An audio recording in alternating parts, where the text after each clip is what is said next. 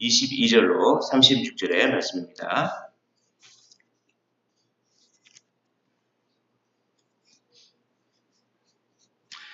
찾으신 줄로 알고 한 절씩 교독을 하시고 마지막 절을 함께 읽도록 하겠습니다.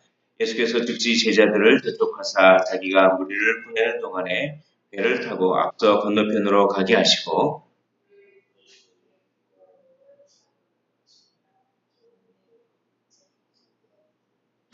배가 이미 육지에서 술이나 떠나서 바람이 거스름으로 물결로 말미암아 고난을 당하더라. 제자들이 그가 바다 위로 걸어오심을 보고 놀라 유령이라 하며 무서워하여 소리 지르거늘 베드로가 대답하여 이르되 주여 만일 주님이시거든 나를 명하사 물 위로 오라 하소서 하니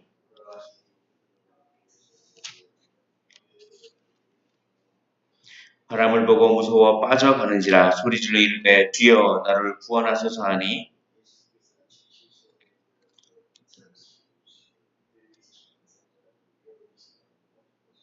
배에 함께 오름에 바람이 그치는지라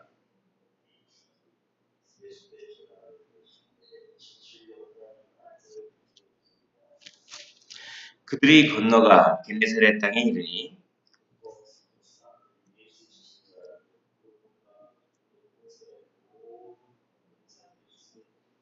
함께 읽도록 하겠습니다. 다만 예수의 옷자락에라도 손을 대게 하시기를 간구하니 손을 대는 자는 다 나음을 얻으리라. 아멘. 오늘 예수께서 오병이어의 기적을 이렇게 베푸신 후에 제자들을 재촉하십니다. 22절 보면 예수께서 즉시라고 합니다. 즉시 제자들을 또한 재촉하십니다. 그래서 자기가 무리를 보내는 동안에 무리를 보내십니다. 그리고 배를 타고 앞서 건너편으로 가게 하시고 예수께서는 오병이어의 기적을 베푸신 다음에 아주 재촉을 했습니다. 제자를 재촉해서 빨리 저 배를 타고 저 호수, 저 바다 건너편으로 건너가라. 빨리 재촉하시고 또 무리도 막 보내십니다. 그 이유가 기도하러 가기 위해서였습니다. 23절 무리를 보내신 후에 기도하러 따로 산에 올라가시니라. 저물매 거기 혼자 계시더니 예수 그리스도께서는 막 재촉하셔서 이렇게 제자를 보내고 무리도 막 보내신 이유가 혼자 있고 싶으셨기 때문입니다. 아주 큰 기적을 베푼 다음에 이 군중들의 함성 소리 이런 것들을 빨리 이렇게 처리를 하시고 다시 하나님과 독대를 하시는 그 예수님 독대를 하시면서 다시 사명의식, 소명의식을 다시 묵상하고 그 초심을 잃지 않으려고 부단히 노력하시는 그 예수님의 모습을 봅니다. 그래서 이게 잘못하다가는 사람들이 막 환호하는 그 환호성에 취해서 자기 영광을 추구하게 되면 그것은 어떻게 보면 사탄의 시험에 넘어가는 것입니다. 사탄이 십자가를 지지 말고 너를 위하여 기적을 베풀라 라고 그렇게 시험을 한 것이 어떻게 보면 군중들의 그 환호성 그래서 요한복음에 보면 억지로 임금을 삼으려 했다 이런 표현이 나옵니다. 오병이어 기적을 맛본 군중들이 저 분이야말로 우리의 왕이다. 그럴 때 그것을 차단하시는 예수님 그리고 독대하시고 기도하시고 하나님을 바라보시고 그리고 다시 사명의 길을 다시 묵상하시는 그 예수님의 모습을 봅니다. 우리도 늘 깨어 기도하지 않으면 순간순간 자기의 영광을 추구하게 됩니다. 그러므로 우리도 재촉해야 합니다. 재촉하고 무리를 보내고 세상의 소리를 차단하고 하나님의 소리, 하나님의 음성을 늘 들어야 하는 줄 믿습니다. 그래서 이제 혼자 이렇게 예수님의 이 후퇴하는 그 모습, 우리도 후퇴할 때는 후퇴할 줄 알아야 하는 것이죠. 배가 이제 육지에서 수리를 떠나서라고 배가 이제 많이 갔습니다. 예수님께서 기도하고 계실 때. 그런데 또 물결이 일어납니다. 24절에 배가 이미 육지에서 수리나 떠나서 바람이 거스름으로 물결이 이렇게 물결로 말미암아 고난을 당하더라. 마태복음 그 앞장에 보면은 풍랑 때문에 제자들이 이렇게 고생하는 장면이 있었는데 그 장면이 이제 또 물결로 말미암아 고난을 당하더라. 그런데 25절 밤 사경에 새벽 한 3, 4시경에 예수께서 바다 위로 걸어서 제자들에게 오십니다. 바다 위로 걸어서 이 바다는 유대인들에게 이 귀신들이 사는 곳으로 인식됐습니다. 그래서 바다 위로 걸어서 오신다라고 하는 뜻은 뭐냐면 악한 영들을 지배하시는 예수님의 모습입니다. 그러니까 바다 위를 탁 걸어서 오신다고 하는 것은 이 악한 영들, 사탄의 세력을 지배하시는 그 예수님, 그 예수님의 모습을 보는 것이죠. 그래서 예수님께서 오셔서 풍랑을 잔잔하게 만드시는 것입니다. 32절을 보십시오. 32절 배에 함께 오르매, 그러니까 예수 그리스도께서 배에 오르시니까 바람이 그치는지라고 합니다. 33절 배에 있는 사람들이 예수께 절하며 이르되 진실로 하나님의 아들이로소이다. 이렇게 일종의 신앙 고백 비슷하게 합니다. 그 앞에 마태복음 그 8장 정도에 그때도 똑같이 풍랑을 잔잔하게 하셨는데 그때는 이런 고백을 안 하고 저희가 누구이기에 이렇게 풍랑도 순종하는가. 아직 좀 신앙이 좀 무르익지 못했습니다. 이 똑같은 기적을 두 번째 베푸니까 이제 하나님의 아들이십니다. 뭔가 신적인 존재임을 이렇게 고백하는. 그러니까 제자들의 신앙이 조금씩은 성장을 해가고 있는 그런 모습을 봅니다. 그렇게 바다 위로 예수 그리스도께서 건너오셔서 풍랑을 잔잔하게 하는 그 사이에 베드로가 무리를 걷는 장면을 살짝 끼워놓습니다. 그래서 이 장면은 마태복음에만 유일하게 기록된 장면입니다. 무리를 걸어오셔서 풍랑을 잔잔케 하시는 장면은 다른 복음서에도 있지만 그 사이에 베드로가 당신이 만약에 예수님이라면 저를 좀 무리에서 걷게 해주십시오 라고 하는 이 장면은 마태복음에만 기록되어 있습니다. 그래서 마태가 이것을 독특하게 강조하고 있는 모습입니다. 보시면 귀신인 줄 알았습니다. 유령이라 해서 막 무서워했습니다. 그러니까 예수님께서 27절에 안심하라. 나는 귀신이 아니다. 유령이 아니다. 안심하라. 나니 두려워하지 말라라고 이렇게 말씀합니다. 그러니까 베드로가 만약에 주님이시라면 나를 명하사 물 위로 오라 하소서. 그래서 만약에 당신이 유령이 아니고 예수님이라면 나에게 좀 명령을 하셔서 물 위로 걷게 좀 해주십시오. 이게 뭐냐면 이런 기대가 있습니다. 이게 아주 상당히 우리가 눈여겨봐야 할 어떤 기대인데 예수님의 제자라면 마땅히 예수님의 권능에 참여할 수 있다라고 하는 기대감, 그 기대감을 베드로는 품었습니다. 그리고 그런 기대감을 예수님께서는 기뻐하셨습니다. 이것이 아주 우리에게 오늘 본문에서 우리에게 이렇게 주는 교훈입니다. 만약에 예수님의 제자라고 생각한다면 예수님의 권능을 어떻게 해야 된다는 것입니까? 사모해야 마땅하다는 것입니다.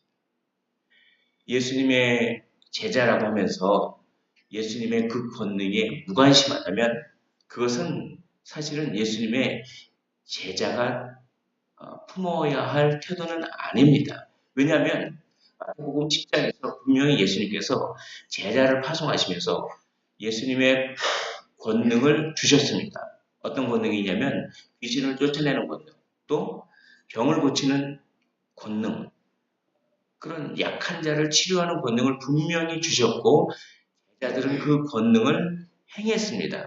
그러므로 그때의 기억을 베드로는 되살렸던 것입니다. 이것이 베드로의 강점입니다. 베드로는 그 적극적인 믿음을 어떻게 보면 적극적으로 나아가는 그런 모습이 있습니다. 만약에 당신이 유령이 아니고 예수님이라면 제자인 저에게 당신의 권능을 주십시오. 제가 아는 예수님은 그런 예수님입니다. 제가 아는 예수님은 그런 예수님이기 때문에 당신이 만약에 유령이 아니라면 당신이 걸어오는 권능을 저에게 주십시오. 그러면 저도 걸을 수 있습니다. 이것이 바로 참 어떻게 보면 베드로의 위대한 신앙입니다. 이것이 베드로의 위대한 신앙입니다. 그리고 오늘 마태가 이 신앙을 우리에게 본받으라고 얘기하는 것입니다. 사랑하는 성도 여러분, 제자이십니까? 그러면 예수님의 권능을 사모하십시오. 예수님은 제자들에게 권능을 줄 준비가 항상 되신 분인 줄 믿습니다. 그 권능이 귀신을 쫓아내고 그 권능이 병든 자를 고치는 권능입니다. 그런데 이것을 오늘날에 적용하면 물론 은사를 받아서 귀신을 쫓아내는 또 병을 고치는 은사가 있을 수 있습니다. 그러나 그런 것보다는 오늘날에는 이 권능을 어떻게 적용하냐면 복음을 전하는 권능입니다. 오늘날에는 복음을 전함으로 말미암아 복음을 듣는 사람들이 마음이 치료가 됩니다.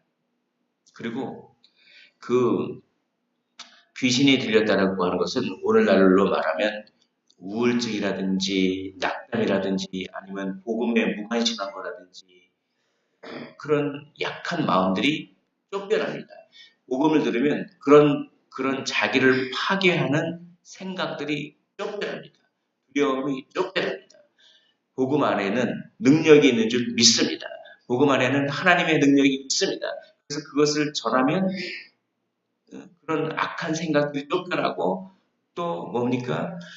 그런 마음이 치료가 됩니다. 그리고 동시에 육체까지 치료가 되는 왜냐하면 영혼과 육체는 결합되어 있기 때문에 그런 효과도 드립니다. 그러니까 오늘날에 이거를 적용하면 복음을 전할 능력을 사모하라. 만약에 우리가 제자라면 복음을 전할 능력을 사모하라. 그러면 그 능력을 주님께서 주실 줄 믿습니다. 그런데 그 능력을 발휘하기 위해서는 오로지 주님만을 바라봐야 합니다. 맨 처음에 베드로는 주님만을 바라봤습니다. 주님만을 바라보고 정말 걸었습니다. 그런데 갑자기 바람이 무서웠습니다. 그래서 주님을 보는 것이 아니라 그 바람을 바라봤습니다.